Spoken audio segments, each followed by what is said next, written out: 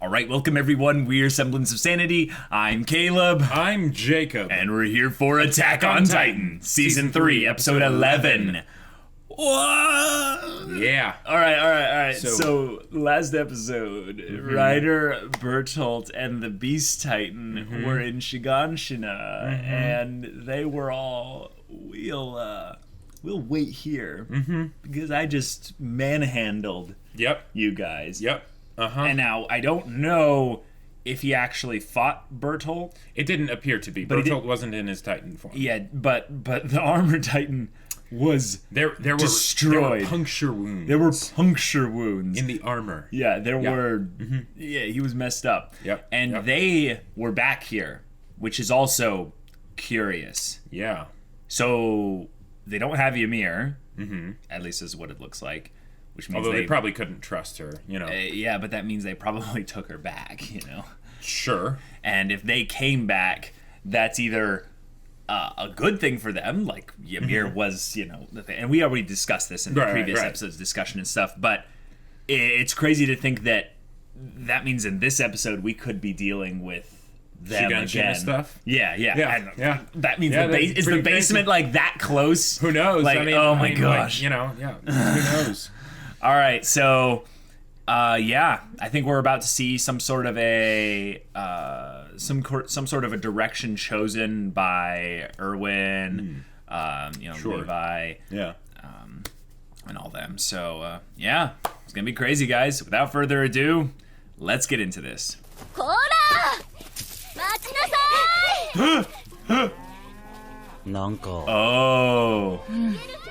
思ってた女王と違うな。王冠かぶったのは2ヶ月前。Oh, we time skipped. Okay. 今じゃ孤児院の院長の方が板についてきてる。これじゃトロストクを塞いだやつのことなんか誰も覚えてねえ。またサボってる。あいつなんか俺の母ちゃんに似てきた。女神様。皇室化の実験はうまくいってるんだってね。Phrasing. Yeah. Phrasing. ライナーとベルトルトともう一度会うことになるとして。Oh, okay. Because there's no chance of that happening. 奴らは殺さなきゃ。後悔するわけにはいかないから、これが間違ってるはずなんてないよ。Can't お regret 前は any 立 of 派だよ。 this. そんなこと。人類なんか滅べばいいとか言ってたのにな。あれは勢い余っただけだから。Mikasa's like, I can't have any more bonding here. Aaron's mine. Thank you very much. 貸して。おい。エレンは実験で疲れた。エレンの硬質化の能力はとある対巨人兵器を誕生させた。いいぞ。もっと首を突っ込め。今だ。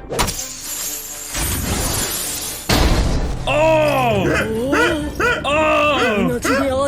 That's legit!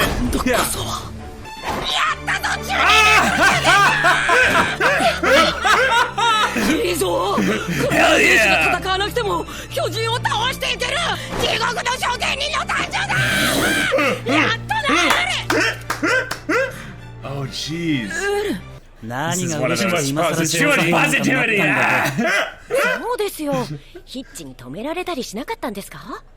ヒッチがなぜだ。なぜって二人はもうじゃない。よくわからないがヒッチには向いてないだとか生きがるなだとか散々なじられたよ。くそがマルロはバカなの。こいつはおかっぱ野郎ですね。He's a bullcut マルロ imbecile. は間違ってないだろ。とにかくはしゃいでんのはお前と同じ実践経験ゼロの編入の連中だけなんだよ。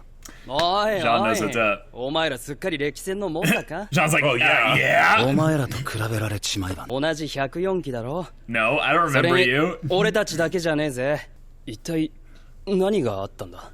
Armor's just It's like, we killed classified. people. Yeah. いやまた Oh, that was a cool shot. I wish they had lingered on it longer. Like, 明日は調整日だから朝から俺の村に帰ろうと思って。のお母さんを元に戻す方法決してないわけじゃないんですよね。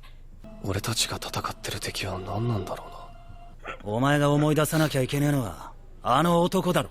別さんと会っていた調査兵団の男ってやつを。俺もどっかで見たことあるはずなんだ。ヒストリアの手ばっか握りやがって。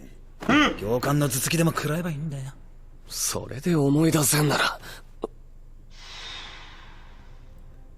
Oh. Oh, no way. Yeah. Oh. What? What? That's right. That's right, because he used to lead the scouts. Oh my god. What? 座らんのか？いいえ、私めはこちらで結構です。 Traumatized お permanently. 前はこの教官室に呼び出されてはよく絞られてた。 Oh my. エレン、お前は母親とよく似ているな。の奥に宿す牙は父親そのものだ。人類の理にはなり得ない話でよければ聞いてくれ。 Hey, memories are the context that'll help us win this whole 私の thing. 思い出話を。志願しなく壁門の目前に彼はいた。おい、あんた、ここで何をしている？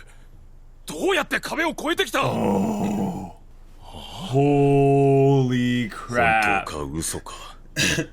彼はなぜ壁の外にいるのか覚えていなかった。勤務中に酒をやるバカを牢の中にぶち Oh 込む my 方 god, はない that's か。 harmless. Wow. Yeah. とにかく被害者がいるわけでもねえし。 I can hear it in the voice just a little bit. いいな。ああ、私は医者だ。病院を紹介してくれ。できる仕事があるはずだ。に教えてくれないか。この世界のことや調査兵だ。 I have so many theories right now. Holy crap. この世界のことを何も。あんたもそう思うのか？飯と酒にありつければそれで満足な部類の人間らしい。世界がどれだけ広いかなんて考えたこともない。ちょっとキースさん。 Yeah. I recognize 調査 her. 兵団の勧誘かい？ Yeah. 違うぞ彼ら。私は Yeah. いや、私なんぞに務まるものではないでしょう。調査兵団はもっと特別な選ばれし者でないと。Oh, あら、そうで really? すか。選ばれし者。 Wow. そんなことを言われたのは初めてだった。 So he has all this renewed purpose. 確かに going 壁の into 中 this. は私には狭すぎた。私が団長にさえなれば成果は出せる。凡人どもの微量な脳みそでも理解できるほどの偉業を突きつければやがて皆が私を認める。 Everyone, or yeah, just someone yeah. specifically? グリシャ、彼らも例の伝染病だ。なんとかならないか。 Oh, and he saved her life. 奥のベッドに。 And then イエガー先生、 she looks so much like Aaron. 両親も Yeah. ありがとうございます。 Wow. Yeah. Yep. Sorry, Shadis. おめでとう。 You're a good guy. 調査兵団団長。 Oh, and now it feels hollow because. Yeah. Wow. イエガー先生。 Yeah. Whoa. Just Yeah. a bystander. Uh-huh. And comes back, and everyone's like, "You failure! Wasting our tax dollars." Yeah. また自分だけ生き延びたのかい。 Oh, エルダー crap. の軍隊はまだ死人を出してない。団長変えちまえばいいのにね。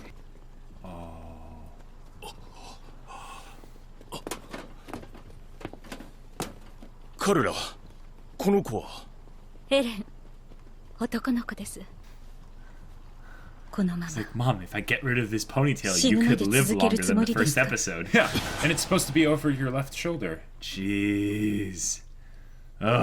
もうこんなことは。なぜ凡人は何もせず死ぬまで生きていられるかわかるか。ただクソを垂らしただけの人生を恥じることもない。偉業を成し遂げること、いや理解することすら不可能だろう。手当たり次第男に愛想を振りまき酒をついで回るしか取り柄のないものなんぞには Slap 決して。 him. そう凡人は何も成し遂げなかった。団長をやってくれ Oh, る he resigned. He resigned intentionally. 特別な人間はいる。 He's like, and I'm not special. It's not た me. だそれが Wow. 自分ではなかったというだけ Oh, だ。 this is. ウォールマリアが破られた。志願しなくが壊滅したらしい。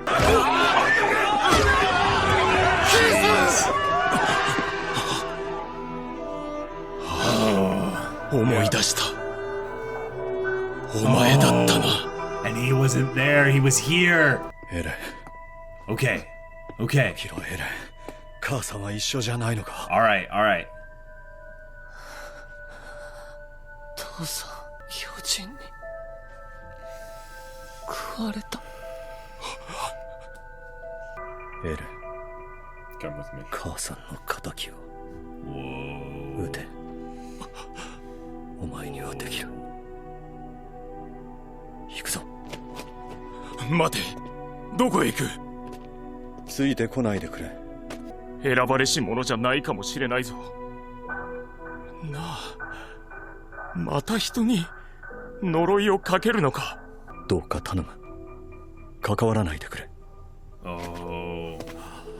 That was a very specific set of emotion. There was no anger in those eyes. Oh. 雷。 Jeez. Oh, is he gonna find the mess?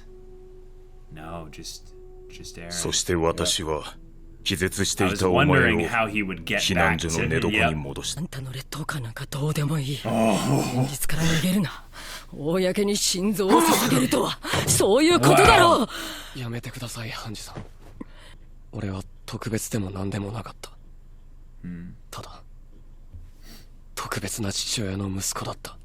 お前の母さんは Well, there's some 彼らはこう言っ there's て some いた。 implications potentially about Grisha. 特別じゃなきゃいけないんですか？ Wow. Yeah. Guys, okay.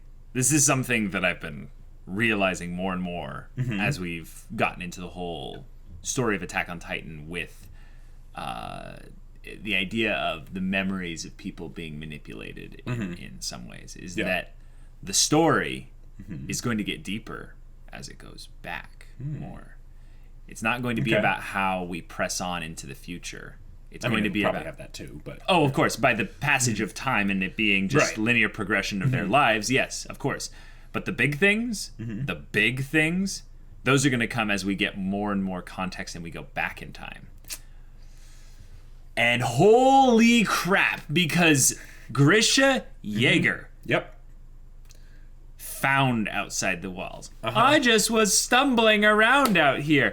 Yeah, sure you were.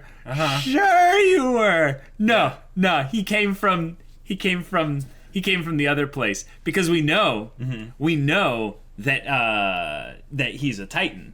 Correct. Yes, because that in order for Eren to have become a Titan shifter and turned back into a human, then that means that Grisha would have had to have been a Titan shifter. At least a Titan, but probably a Titan shifter. Is there No, it would be because he's a human here. Right. It's Titan shifter. He's a Titan shifter. Yeah. Which means here's something even crazier is that in some ways he had to be lying about his memory. Because here's something we don't really know about yet is the king's influence, the whole memory manipulation side of things. I really get worried that there's potentially some kind of bubble of control, basically. Okay. Where basically, if they're inside it, memory can get screwed with. Okay. Now, what happens if an outside person comes into this, thing? Do they get affected by it immediately over a period of time? Sure. I think that it's something that I can't really make any definite theories on, but I'm going to go down the road of Grisha's lying.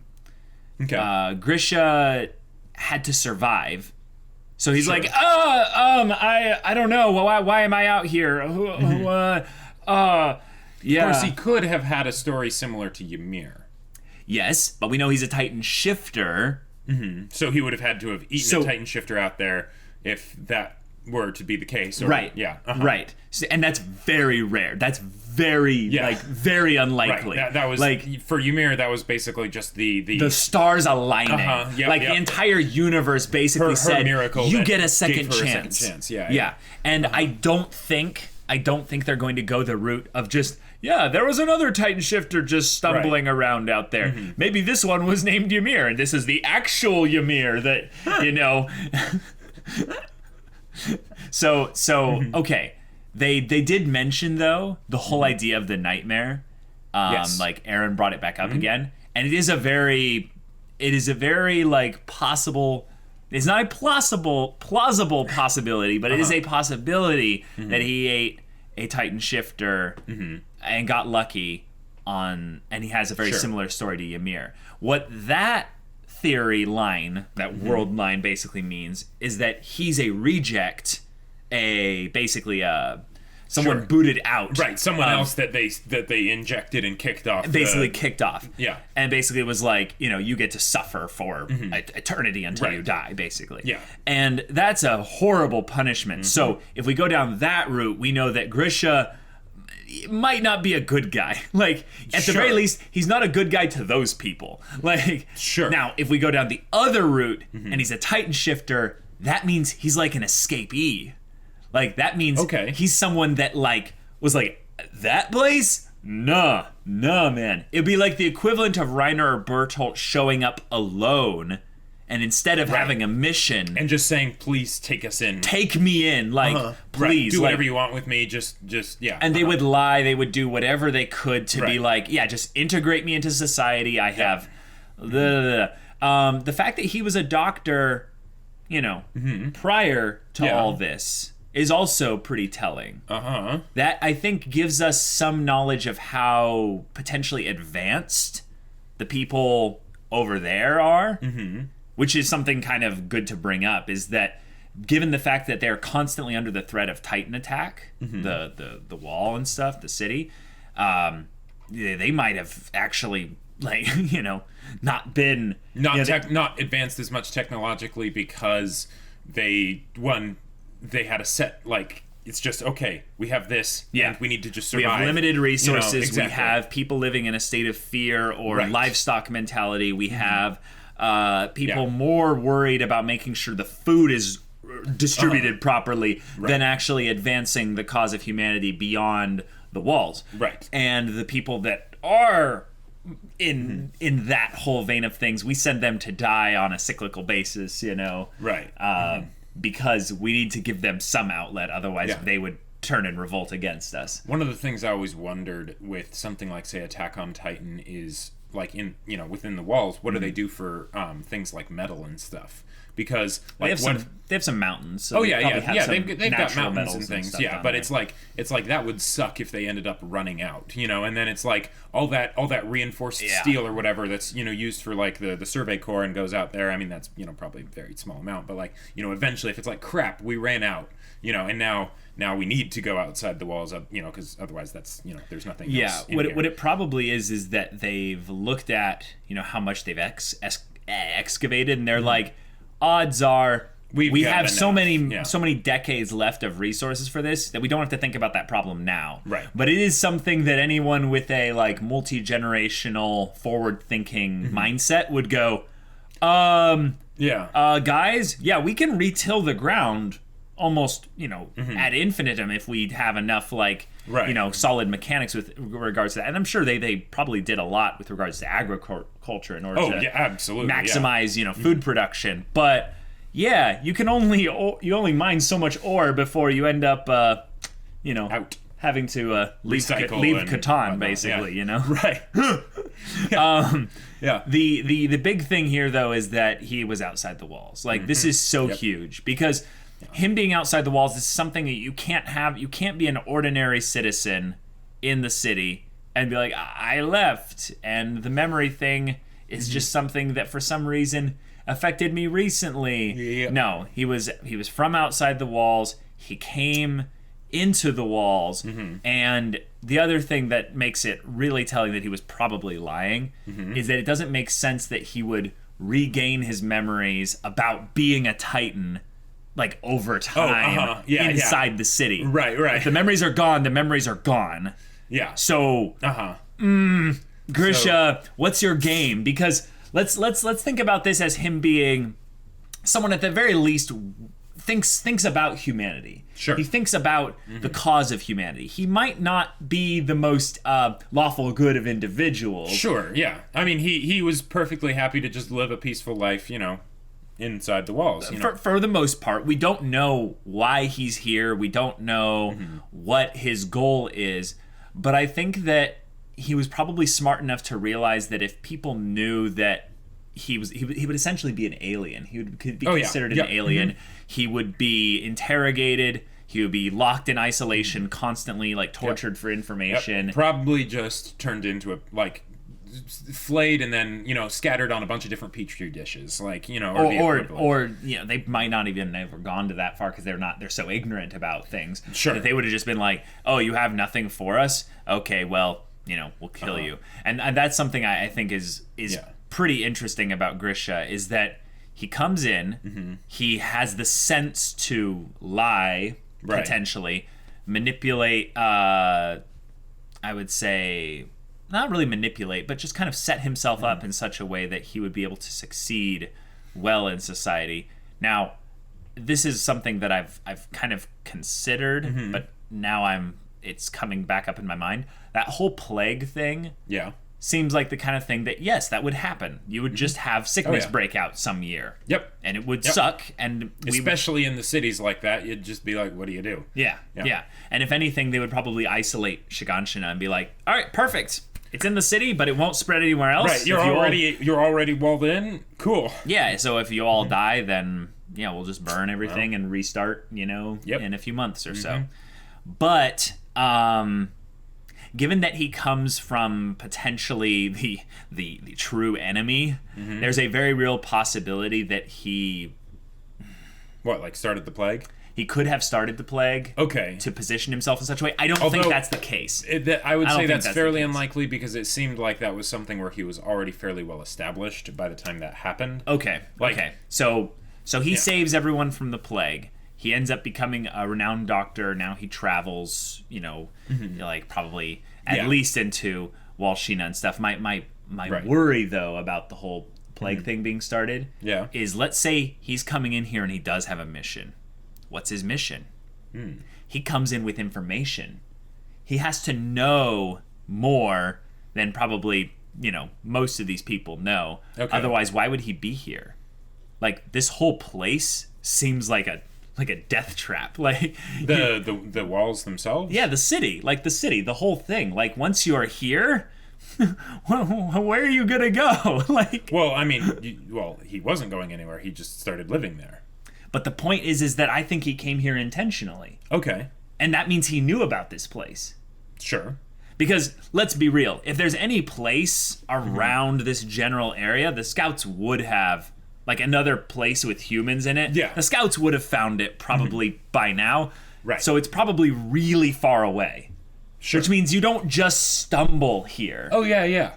Like he probably Titan formed,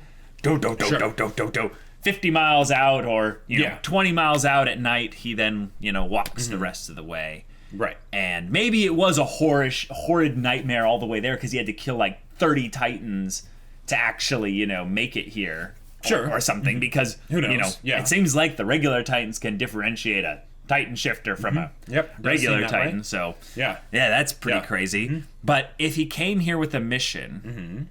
And we know what the end result is of Grisha's story. We know Grisha's done. Grisha's dead. Yep. Maybe his goal was actually, it all went according to Keikaku for him.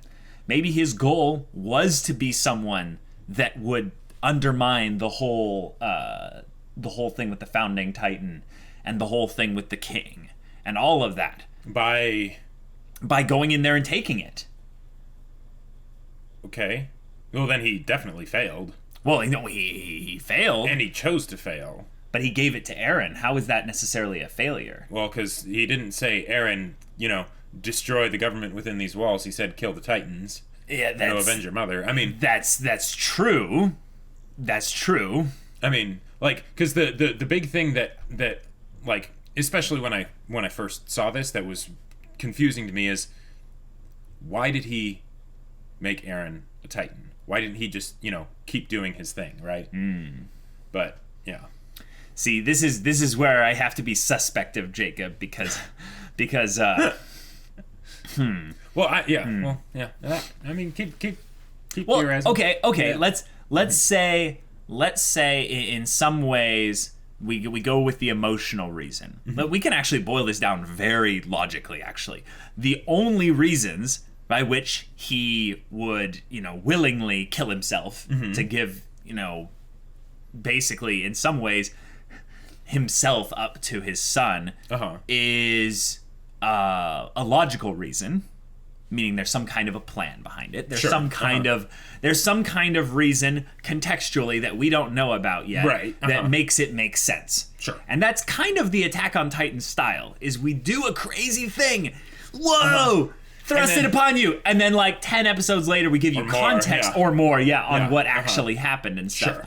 And that whole event, if it was, essentially a planned thing, that's so big, probably in the context of the general story, that we could be waiting forever on actually why he did it. Yeah. And that'd be a great question to haunt Eren. Why did my dad willfully kill himself by letting me eat him? Yeah. Holy crap. That would mess with your son's head. Oh, yeah. Now, the thing is there could be an emotional reason. Sure. We saw that he was crying. He was not happy. He was not joyful about this whole experience. His wife was scared. Dead. His wife was dead. I think that there's a very real possibility that they're going to go for some kind of blend of both. The other reason is that he's just crazy, but we're going to throw that one. We're going to throw that one out of the loop there, because before they went into the forest, he seemed very much intentional, and I would say in control. But you could see in his eyes that he was about to lose it. He was about to. Yeah. He was about to let his emotions take over, and I think he was basically saying, "Nope, I need to do this now." And I think that has to do in some ways. That has to do probably in some ways with just the fact that he knew he was going to die. He was going to get eaten, and it was not going to be pleasant. Yeah, I think that. I think that this is something that I theorized a while back, was that he could have been hunted. Sure. And he needed to keep moving in order to avoid and throw off suspicion from Carla and Eren. Yeah, it could be something where he's like, oh crap, they followed me here or whatever, Right. Because the idea is that he would have had the coordinate at that point in order for Eren to have gotten it. So it doesn't seem like that, though, based on this scene. It doesn't seem like he was scared of someone coming after him. Right. If anything, it seems kind of... Oh, no. It could have just been to wipe away the traces, because at that point, he had just come from trashing the rice place. Pretty much just recently, yeah. So that's a pretty good reason. Now, maybe that reason is something where he could have waited a little bit longer. He could have gone off and hid with his son. Possibly. Yeah. But there's a slightly selfish emotional reason that I could see coming through this as well. And it's not the main reason, it's like a slight reason. It's that it's not a great life being a Titan shifter. Oh. It's something where it is suffering. It is a nightmare. Gotcha. And that whole thing with Ymir and bringing it up as the nightmare, and Eren just being tired and just having to deal with this, it's a burden. Sure. And it's something that maybe he's thinking, I'm done. I need to pass this on to someone else. And hope that my boy can get in the Titan. And hope that at least he'll have maybe the courage or the fortitude to do what I couldn't. And I think that is a very classic trope, the sins of the father being passed on to the son, and they become the burdens of the son.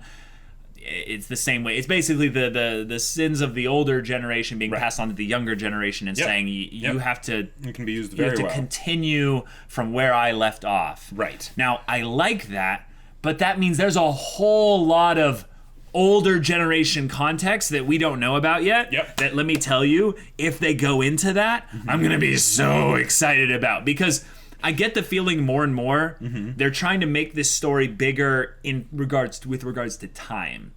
The whole idea of the 100 years in the city and stuff like that, it feels so limited and small now, doesn't it? Especially with the context of realizing that the memories of the people were manipulated by some god king with, Titan abilities that are ridiculous. What's the story before that? How did that come to be? That had to be eradicated. So in some ways that makes Grisha one of, if not the most important character we know nothing about. One might say that he was special. Yeah, and that whole thing with being special and stuff, there's something kind of vaguely meta about it. Vaguely meta about it. Yeah. Now, let me poke a little fun at the show for a second here. Sure. Yeah, I'm sorry, Shadis, you're not a main character. Right. You don't exist in the story to further your own plot. You exist to further other people's plot. Yeah. But now You've do you kind see... of given up on your own plot. Yes, but do you now see where I'm going with this with regards to what every character in Attack on Titan is about? Everyone in the story of Attack on Titan either exists to consume or to be consumed for the plot. They either exist Okay, that's to... a very particular way to put it. Yes. Now, what I'm... Eren was all trying to eat his mom's hair, even as a baby. You know? Like, the signs were there, people. My point is that there are people in this show that have the hunger. They have the desire to change things. Right. And then there are the people that just decide, it's okay.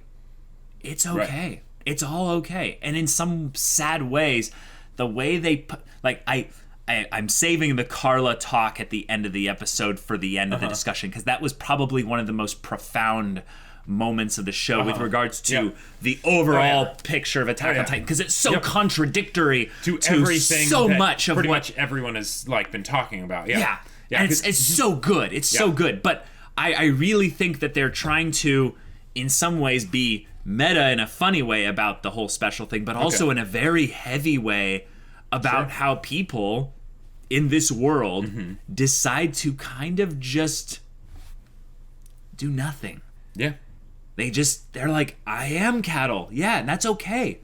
I don't exist. I don't exist to have the hunger. Right. They're saying, like, humanity doesn't need me to pick up the torch and be like, I will carry it forward and set myself ablaze. Exactly. Yep. And I think that this is something that's so brilliant, if the show is actually going to tackle the philosophical things behind this, is that people don't value themselves that much, usually. Like, that's a very robotic way for me to say that. No, but like, I totally get it. And they definitely showed that a lot with Historia, for one. And they've been showing that with Eren. No wonder they get along. So, I know. I see what you mean. Like, you look back on... I would say season 1 Eren, and he has all the hunger. Yep. And you realize how much his hunger drove people that would have been in the other camp of things into his, like, he set them on fire. He set them on fire. Yep. And this whole story basically started in some ways with the boy already set on fire. But that's so rare. Generally, we have to see someone struggle and fight and get beaten down over and over and over again in order to set themselves ablaze. Like, it's a journey towards that point. Sure. And that in some ways is what made Eren so special as a main character early on, was that he cared a lot. He was caring so much. In fact, it was almost a joke for the fandom, because we were like, oh, look, Eren's screaming again. Well, like, but there's a difference between caring about wanting to kill Titans and caring about the wanting to not be cattle and explore the world and all that stuff. Yes. Because usually that gets beaten out of people, so... Well, that's why I think actually the Titan killing thing almost beat out of him with the freedom thing is something that Armin had. Like, I'm calling up context from season 1 stuff with Trost, is Armin had to puncture Eren's back neck part here with his sword and ratchet himself to the ground and be like, don't you remember what we wanted to do? And he says, because I was born into this world. He called back the line that Carla said at the very end of this episode. And it was just so freaking good. Oh yeah. Like, that's the thing, guys, is that Eren has had opportunities to be both of these people. And in some ways, being a Titan brought him back towards the realm of, I think, being cattle in some weird way. He forgot what this was about. It wasn't about freedom to him anymore. It was about him just raging out and, but you can't emotionally rage forever. responding. Yeah, like the whole thing that Shadis said about you're going to set yourself ablaze out there. and you're going to burn to ashes. Yeah. Like that I thought was just fantastic, because that is how it happens. It's right? not sustainable. It is not sustainable. Yep. And Aaron right now is in that place where he has kind of burnt out.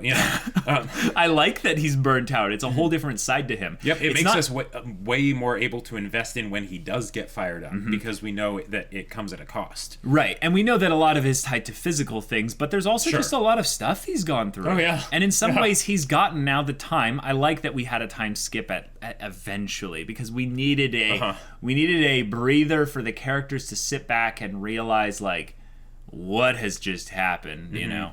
It's been a mile a minute for so long in season 3 that it's like, okay, good. We get to breathe, we get to think, and Aaron's like, wait a minute, holy crap, that guy, yeah, I remember him. And that whole callback bringing Keith Shadis back into the story was so cool, because let's remember back to season 1. Oh yeah. Do you guys remember when we had the other general and his subordinate or whatever, and they were like observing Keith Shadis doing his thing, being the drill sergeant. Yes. It was something where you realize that Shadis actually was able to identify that kind of that look in the people's eyes, the kids who had dealt with the stuff, which meant in some ways that he had dealt with that stuff. Like he had been broken and beaten down many times before. So he was able to see, like, okay, which ones are the ones that just shouldn't even be here? Like you know, they're just going to snap instantly from right, and which are the ones that I don't even need to talk to because they've already survived the first wave. Yeah, exactly. And that's something that, if you look at it in and of itself, back when we looked at it in season 1, it didn't actually draw the most immediate attention to Shadis. Nope. If anything, it was used as a medium to cleverly show that he is competent and that the characters, the kids, they are feeling with stuff. And it was a cool way to kind of show and tell the effects of it on the kids, because the kids were the focus at that point. Exactly. But it's also brilliant. Yep. Showcasing of his potential of character depth. So I did. Yep. And let's face it, Shadis was one of the most entertaining characters of season 1, hands down. Like the fact that they're back in there. Connie Springer. Yeah. But the fact that, you know, he's like, "Would you like to take a seat, Sasha?" "No, I'm fine, thank you very much, sir." That was a great moment for the VA for Sasha. She just sounded so terrified and so, like, resolute. She's like, "Oh, no, I trained this. This is a test. This is a trick, isn't it? I'm gonna stay right here. Stand still." I have PTSD of the times I was sitting in that chair. Like, no. At least for the most part, I realized that he's a drill sergeant, so there was nothing too bad that happened to Sasha. But, like, it was just a lot of yelling, probably. Right. And the idea that, you know, also to think that back then, that would have been what? When they were like 12 when it started, you know, or 13 or something. So yeah. See, this is where the Sasha of season 2, episode 2 comes in, and she can just charge a Titan and with stab an its arrow. eyes out with an arrow. Yeah, and just go at it, because she's handled Keith Shadis 1v1. She's just Titan that's only like a 4-meter Titan. Yeah, it's nothing. I got this. But yeah, one of the things that, like, can bug me a lot in shows is when they take something that is serious, or in my mind should be serious, and they ruin it with comedy, right? Especially if the comedy isn't good and it doesn't like transition from the seriousness to the comedy and then back to the seriousness as well. There's a phrase for it. Marvel uses it quite a bit in their stories. Yeah. But this episode I feel like was great, just to have, you know, all the stuff with Shadis in the time skip and everything, but the comedy that they did throw in there was on point, and it fit. Like the thing of Jean talking about, like, no one's gonna remember about the, you know, the hero of trust, the chump that plugged up the wall, you know. Or like Mikasa just showing up and being like, basically, "You've been talking to Aaron alone long enough. I'll take this. Thank you very much. All right, let's go." You know, or just Connie and Sasha making faces at Mr. Bullcut when he mentioned how Hitch, you know, didn't want him to join the Survey Corps, and they're just They're like, we're stupid, but we know well enough. Like, you're an idiot. Like, yeah. And then of course Eren was the one person who's like, yeah, that makes sense. You know? Yeah, like, you did the right thing, and they're just like, oh my god, like, of course you would say that. And then they transitioned into something serious, like right there with having the other people from the 104th that we've never seen before, you know, right? Whatever. So, you know, come up and be like, oh, you guys think you're so special? Well, yeah. Do you want us to tell you about it? No, I'm good. No, we're good. Yeah. I wish they had lingered. I think the editing was a little bit choppy there. I wish they had lingered on that shot of the in between of like it was like 10 of them or 8 of them. I think 7. It was just a row on each side, right? And they were in the middle, and the perspective shot showed them as far back looking in, and it was good. Yeah. And then like and the fact that they like brought back the whole idea of Connie's mom, and he's, you know, like, they have some free time, so he's going to go back over there and see if, you know, see if there's any way that she can be brought back to normal. I mean, the obvious way is you say, hey, Eren, you know, want to come over here? I don't think he said anything about bringing her back to normal. Well, no, the other people were asking about that, and they were like, yeah, do you think there's a way that could happen? But yeah. The obvious way would be to ask Eren if he's up for just, you know, taking a swan dive into her mouth. But yeah. But I like that they basically use this time to bring back all those things about the side characters that we have, you know, because when the plot gets moving, right, some of them just don't have as like enough basically plot oomph to actually like have focus, right, when things really get rolling. So the fact that they're bringing those things back up here in these quiet moments, I really appreciate. Yeah, in some ways I really appreciate the Attack on Titan quiet episodes more than the intense ones. Yep, same because I feel like the intense ones are there to basically add the energy to something that we had been building up to within the quiet moments. It's kind of why I think in season 2 everything involving Reiner and Bertolt and Ymir and Eren on the tree and just kind of the conversations that were involved there. Plot hints and everything aside. For world building and all that stuff. Those are pretty awesome those were as well. Pretty fantastic, but just having them talk to each other and, you know, having the conversations of like, you know, or... Yeah, the characterization they did for Reiner within like one episode that provided context for all those other weird moments with Reiner was just... that's so good. Bertolt too. And this is something where we basically have now been given context via the bystander Shadis, who did get characterized quite a bit in this episode. Like in some ways even more so than Grisha, like way more than Grisha. Yeah, and it was a great little story. Like, man, that sucks, man. But now because of him, we are the Grisha Jaeger, who the blah blah blah are you train is not stopping. And you know what probably, you know, the simplest thing that they can basically bring up in the basement is just the answer. Who is he? Yeah, he's actually the doctor. They get down there and there's a TARDIS. He's like, I seem to remember I'm a doctor. No. Oh man. Imagine if the twist of any show you've ever watched was a crossover twist with like another show. Wouldn't that just like break your brain? You'd be like, I hate it, I love it, don't ever do this again, give me more seasons. Like that would be the response, you know? Because you'd be like, this is gonna be stupid, give me more of it. Like, okay, but Grisha, I'm gonna go with he's lying. And he came in with a mission, and this is all going according to plan. No. It was an emotional decision. The thing with Eren had to be emotional. Because here's the thing. He didn't give him the purpose. He left it more open to Eren. Yes. This is something, though, that I am kind of curious about, though. Is...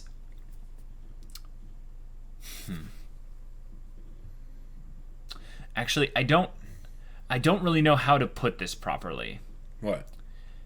Eren, before, like, at this point in the flashback thing, we don't know anything about where Aaron's head was at. We don't know anything about like internally what he believes, things. He's really young. He had made his vow to destroy and kill all the Titans and stuff. But yeah. Oh wait, because that was when he made that promise when they left Shiganshina on the boat, and he's just Wait, hold on. So this part in Trust. Oh yeah, because the boat took them to Trust. Yep. Gotcha. Okay, my brain was working with the geography, and I'm like, how are we teleporting? Like, I'm sorry. I'm sorry. Okay, the boats took them to Trust. He has already resolved to kill the Titans and stuff. He already has the desire for vengeance. In some ways, I feel like there's a conversation between Grisha and Aaron that Aaron has forgotten, so there's no reason for him to know it at this point. But I feel like the little bit that we did see in the whole, like, you're going to figure out a way to do this. Like, here's this power, use it. Right. All that stuff. The answers will come to you in time. In fact, actually, in that initial flashback back in season 1 for it, does he mention the basement?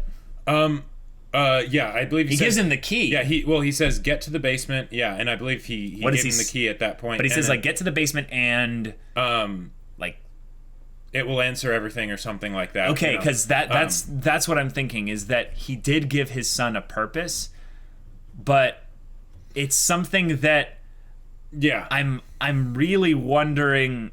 Okay, I don't really know how to put this, but I don't buy the. Because remember how they're talking about people being special and stuff, right? Yeah. I'm going to extrapolate and pull a whole bunch of things together here. Sure. I think that Grisha could mildly use the Founding Titans' powers. That's why in some ways Aaron was basically... I mean, he had eaten what's-her-face at this point. Yeah, so he has the ability. And in fact, he's giving it to Aaron. Well, except that there was the whole thing of bloodlines. Yeah, I know. I'm saying I just don't buy the whole limited aspect of the bloodlines entirely, because I feel like there was enough memory screwery and enough almost like memory implantation, like kind of a like. Well, the memory implantation just comes from consuming the person. I still feel like there's a little bit too much of a like not memory implanting, but kind of a little bit, not a brainwashing, but kind of a thing of where if I'm Grisha and I'm passing this along, I would want to make sure he would at least have the right goal in mind for the most part, or at the very least this thing. Go Titans, get to the basement. Yeah, and I think that he probably used the Founding Titans' power in some way to like make sure that the go to the basement part. Oh. Now this is a weird theory, but I think that in some ways, him giving it to Aaron, I think that he probably knew on some level that he couldn't, like that Aaron wouldn't be able then, with the bloodlines thing being a potential thing, that he wouldn't be able to use the Founding Titans' power. Okay. Right? But what if that's not true? What if Aaron could use the Founding Titans' power? Okay. Then it actually makes sense in some way. That would sort of eliminate the reason why they did that exposition in the first place, but... No. Okay. I think they've been building up stuff with bloodlines that it's something that's tagged connected to it. Well... But the bloodlines thing could be an entirely separate thing in and of itself. Like, it's its own world-building thing that builds upon itself and gets more and more relevance as time goes on. Gotcha. And maybe it's not a thing of just binary, like you can use it or you can't, or it's more what it actually said, because I think they actually did say this, was that you can use it to the utmost if you're an actual member of the bloodline. And if you're not, you can only use like parts of it. Maybe one thing I will remind you of is that Aaron had these Titan abilities and the memories of consuming his dad for 5 years before he actually remembered that. I'm supposed to get to the basement. He gave me the key and all that stuff. So he had why am I remembering this now? Right. It was literally when like the what was it? The cannon was being used. They had to stop the cannonball or whatever. Yeah. So maybe in some ways it failed. Maybe in some ways the memories got lost to time from the trauma of the incident, and maybe sure, and maybe it didn't have anything to do with Jaeger trying to specifically use memory altering powers to draw attention to that. Okay, all right. I think you're right. I think that the flaw of just the whole plan of even giving it to his son is what you said earlier. You're right. Is that there's no reason that we know of as to why he would willingly give the powers away, unless there's some way Eren could potentially do more than he could. Sure. Or it's the thing of he thinks the Rice family is basically going to find him. And I think that actually looks less and less likely as we saw the context for this situation. It's something that totally could be there, but I don't see them like hiding out, being chased or anything like that. If anything, it more seems like, I brought you your son. Your son, was in Shiganshina and stuff. And this whole crazy thing happened. And he's like, Eren, where's your mother? Right. She was eaten. Immediately, he goes and he's like, okay, I'm executing plan beta or something. Like he had an original plan probably in place. And he's like, well, crap, I have to do this now. And that's what it more felt like, was that because of just the whole craziness of the incident, his mother, his wife dying, his son being here. Right, he's now eaten Frida and attacked the Rice family. Yeah, it seems like he's just like, well, I gotta do this now. This sucks. I'm gonna die.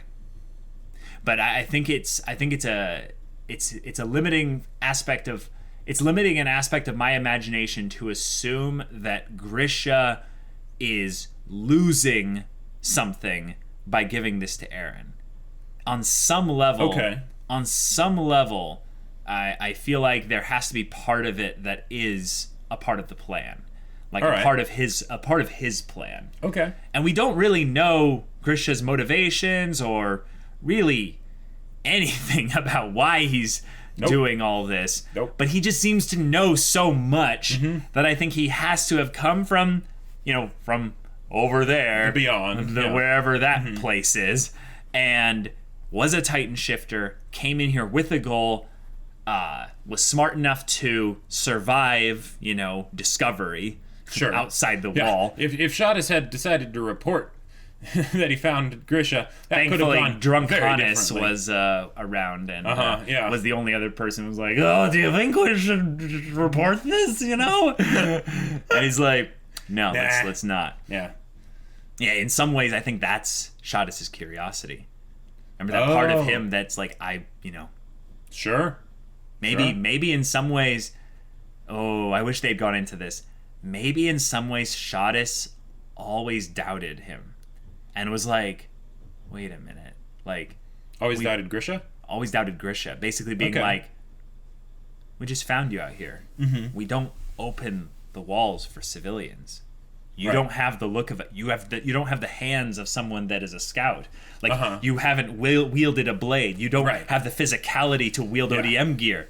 Did you make a hot air balloon? Are you one of those hot air balloon people? No. You're different. You're special. Yep. And maybe that's giving me Heroes flashbacks over. I know. Yeah. Yeah. Now that conversation between Carla and Shadis. Yes, let's talk about that. Let's end the discussion on that, because that was so good. That was It cuts to the bone. It does. Because you realize, like, Carla's dead, right? She hasn't had really a character prior to this. Other than wanting Eren to not join the scouts. Right. And in some ways, we know why a little bit more now, why she didn't want Eren to join the scouts. I said why twice, but the reason why is because she's seen what it does to people. Yep. Not only what physically it does to them, but Shadis. We just look at him. Yep. And he's the lucky one that actually managed to survive. He's the one that lives, right? So it's not about you'll die. Right. It's like I'll lose you. Yeah, one way or another. Yeah. Yeah. And also, Eren's doing this with the thought of, in some ways, I'm special. And Carla's coming and being like, No, you're not, and that's okay. Right, exactly. You don't have to be special. And in some ways, you're my it's sad because you realize how much probably Grisha didn't stifle this part of his son. And saying you're special kind of a thing? Well, his desire to learn more about the outside walls. Yeah. And here's the thing. If Grisha came from outside the walls, it adds even more context to it because now it's like... Now he's probably like, I don't want to stifle that because there are questions that, there are a lot answered. of big things out there. Yeah.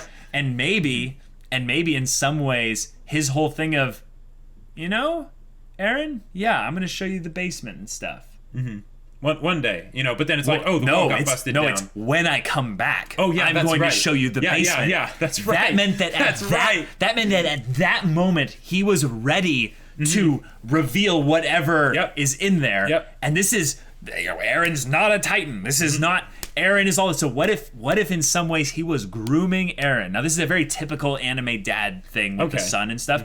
Is they prepare they prepare their sons in some ways to take on the legacy of the father. It's a very common thing in stories, but I'd say in anime specifically that have a more shonen vibe, it's done more, you would say. It's done a lot more. Okay. And what if he was basically going to always, at some point give Aaron, what he had received and stuff. Right. I think that at the point that when he left, we don't know whether or not he had the founding Titan at that point. Because there's so much movement that would have had to happen. By the time he came to Aaron, he did, because when he left, he didn't, because when he left and then he found out about the wall being breached, the first thing he did was he went and trashed the rice place. Right, but we don't know. Frida. Okay. That it's possible, but there's no time skip evident in the first episode. From when he leaves, there's no 2 months later, the Colossal Titan attacks. You're telling me that he went from Wall, Moria, Shiganshina, all the way into the interior, all the way back, and, Grisha he might have already had the Founding Titan's power, I'm saying, in episode 1. It's not impossible. No, okay. So I'm pretty sure they established that the Founding Titan was something that the race family had. Yes. Right. Yes. And he got that when he went and ate them. Yes. And he did that after the wall was broken down. Okay, cool. So he didn't have the Founding Titan's power here. Yeah. Right. Oh, yeah. Duh. I'm sorry. Yeah, there's a lot of stuff guys. that happens. There's a lot of things. They've been going through it very quickly, so I totally get that. But I'm trying to recontextualize time with regards to the first episode, because the first episode is the episode where I think he was ready to let Aaron in on what his whole game was. Which is pretty crazy. Which is crazy because I think in some ways my context up until this point was that whatever Grisha's...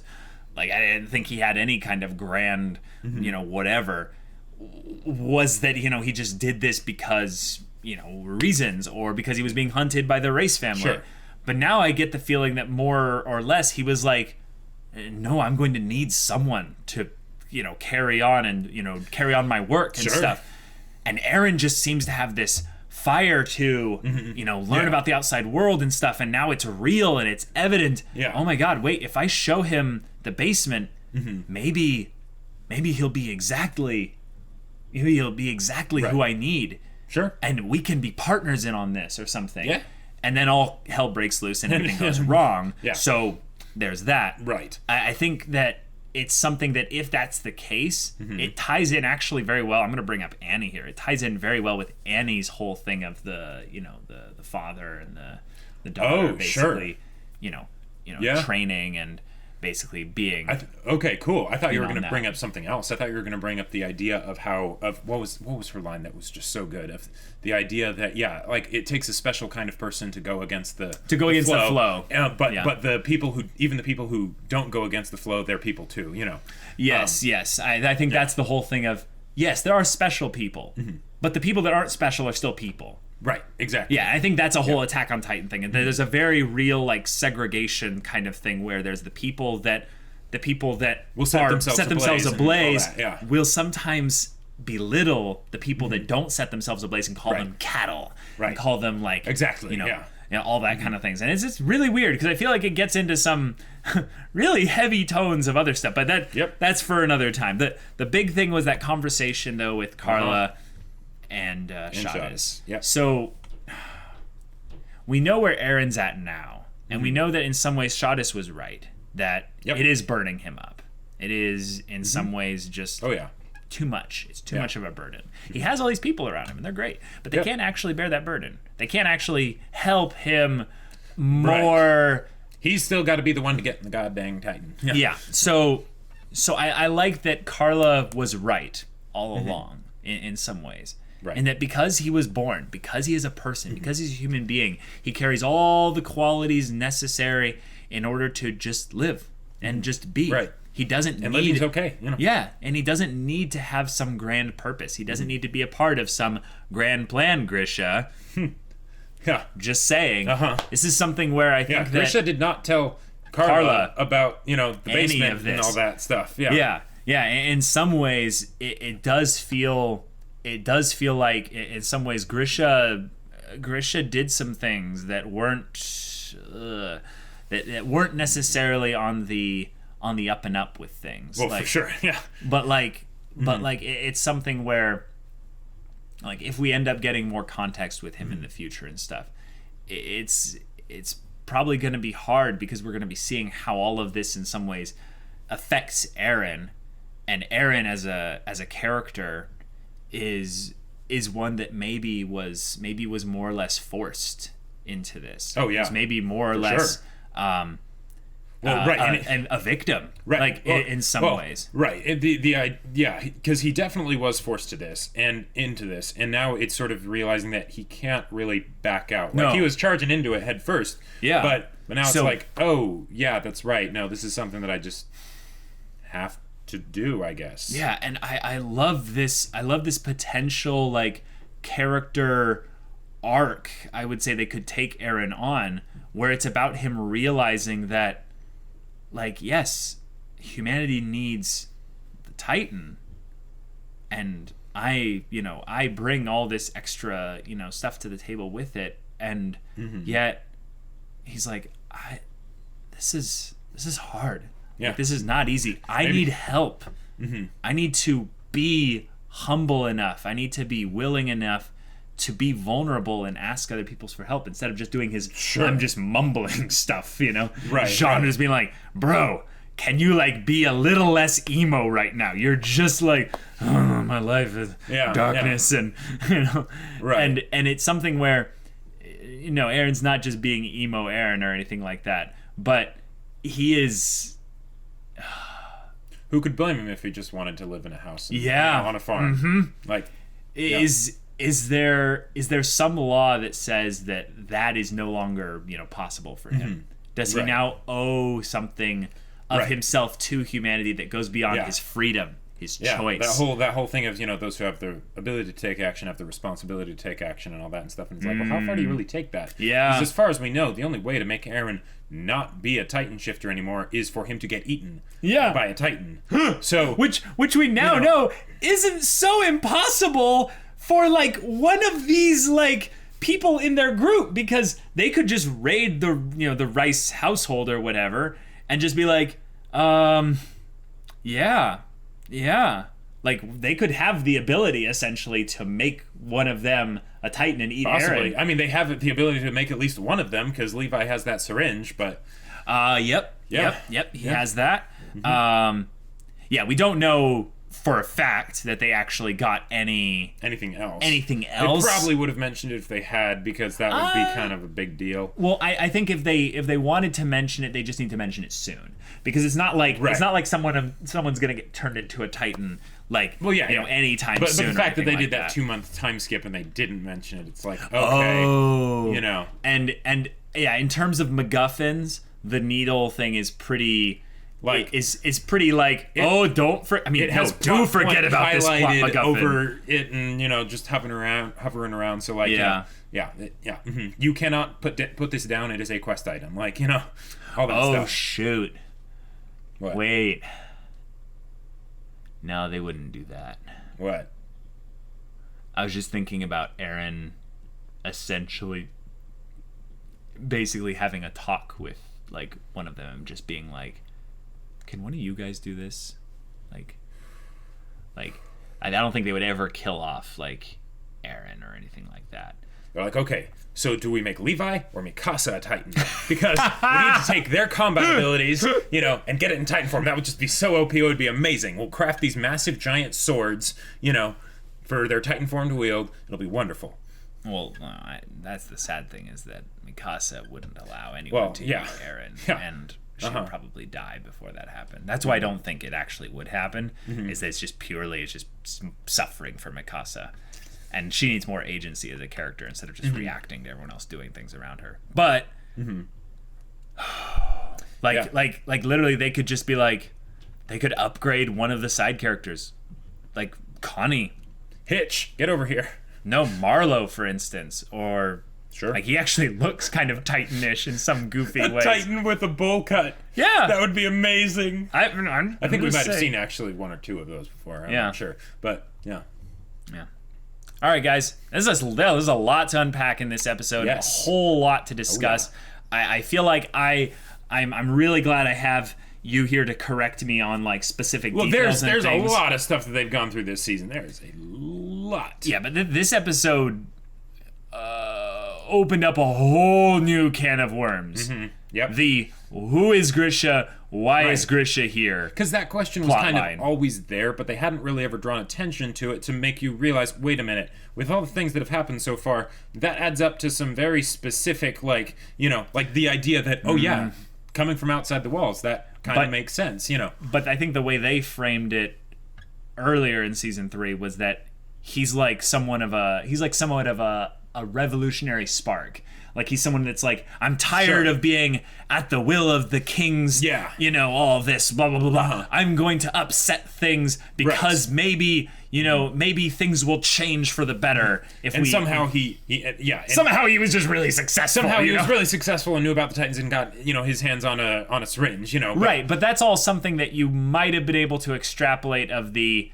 Yeah, he's been spending his life, going after this, and maybe he has other people.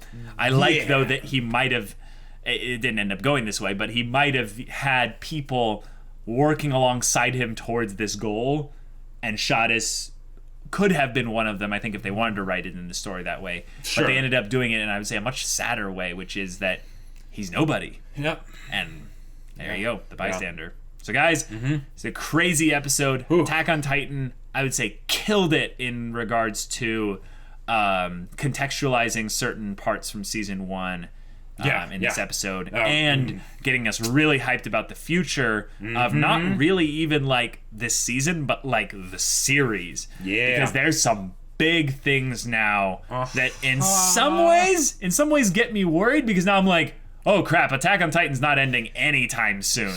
Like, the basement is just like the beginning now. Like, the basement is like just going to be like a bouncing point. Like what's that game where you have to bit the leapfrog across the river? Like, this is just the next row along the river that the frog's jumping.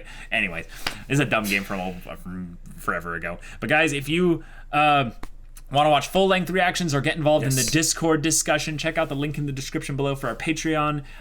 Jacob is in the manga spoilers text channel, and you guys can talk all the manga spoilers you want in there. I am in the anime spoilers channel, so we can chat about, things that don't just spoil the future, but like discuss this stuff. And if any of that interests you, we'll see you there. But until then, we're Semblance of Sanity. I'm Caleb. I'm Jacob. And we'll see you all next time.